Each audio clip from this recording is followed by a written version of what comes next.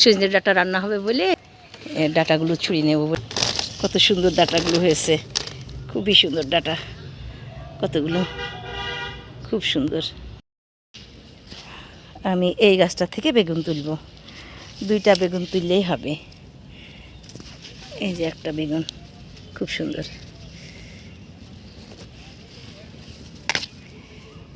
বেগুনটা অনেকটা সুন্দর, এইটা উঠাবো।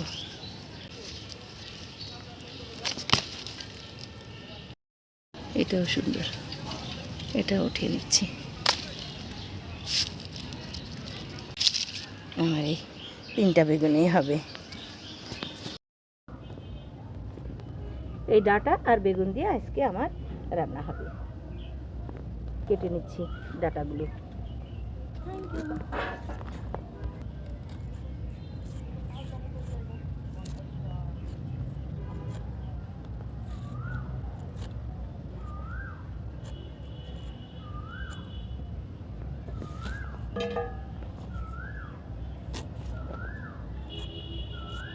নিজের গাছের তরকারি আসলেই স্বাদ অন্যরকম।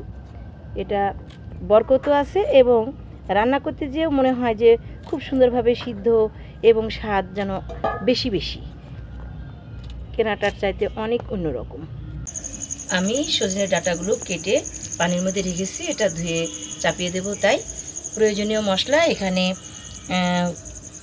রসুন বাটা, পেঁয়াজ বাটা, কাঁচা ঝাল বেটেছি, এর সঙ্গে বেটেছি জিরে। কাঁচা ঝাল দেওয়ার কারণ এতে শুকনো ঝাল একেবারেই যায় না, সেই জন্য বেশি করে কাঁচা ঝালটা পিষে নিয়েছি। আমি কড়াইটা চাপিয়ে দিলাম রান্নার জন্য। আমি পরিমাণ মতো তেল দিয়ে নিচ্ছি কড়াইতে।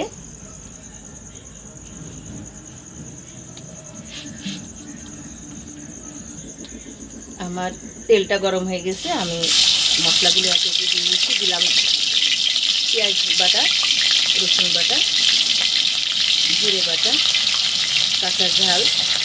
এই রান্নাটা কিন্তু বলকে বসাবো, তার কারণ এটা বলকেই বেশি স্বাদ, কষে দিলে বেশি একটা মজা লাগে না। সেটা নাইজনে ডাঁটা, আরেকটা ডাঁটা আছে নাইজনে, সেটা কষে রান্না করলে ভালো লাগে, কিন্তু এই সজনে ডাঁটা বলকে দিলেই বেশি ভালো লাগে।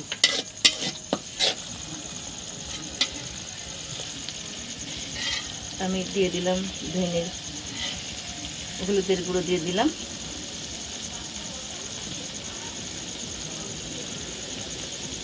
দিলাম পরিমাণ মতো লবণ, সামান্য পরিমাণ ধনের গুঁড়ো।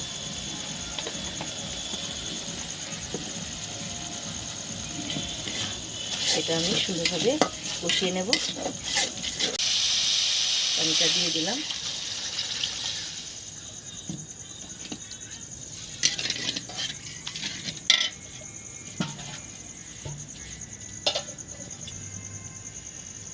আমি এটা বলক উঠানোর জন্য ঢেকে দিলাম।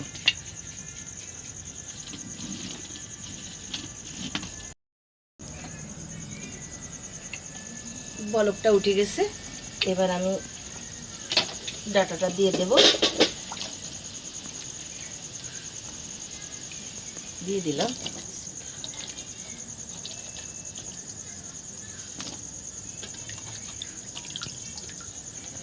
গাছের ডাঁটা, নিজের গাছের ডাঁটা স্বাদই আলাদা, ওই জন্য অনেকগুলো রান্না করছি। এর সঙ্গে বেগুনও দেব, সেটাও গাছের।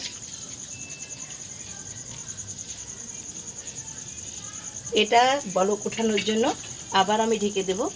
বলক ওঠার পর বেগুনগুলো দেব। আমি এখন বেগুনগুলো কাটবো।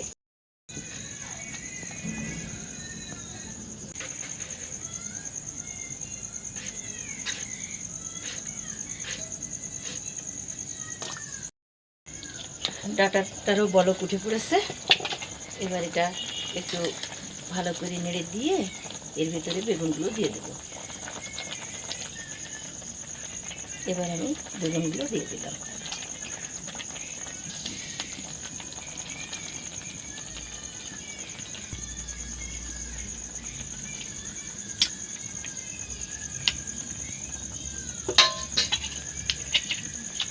আমি ঢেকে দিলাম। বেশ কিছুক্ষণ ঢেকে রেখে জাল দিব, যাতে সুন্দরভাবে সিদ্ধ হয়ে যায়।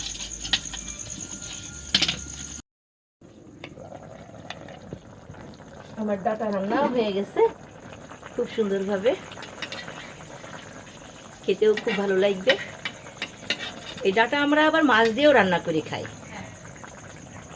মুসুরির ডালের সঙ্গেও রান্না করে খাই আমরা। এটা আমি নামিয়ে ফেলছি, ঢেলে নিচ্ছি।